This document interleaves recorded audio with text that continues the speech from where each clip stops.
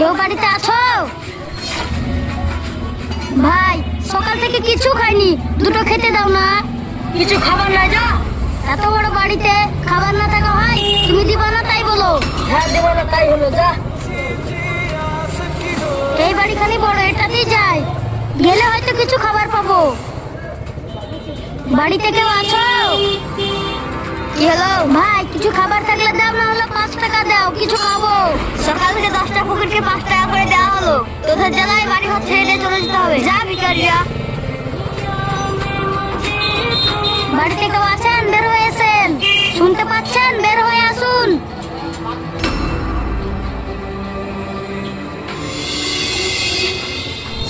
এই ফকির, কি হচ্ছে রে? বারবার ডাকছিস কেন?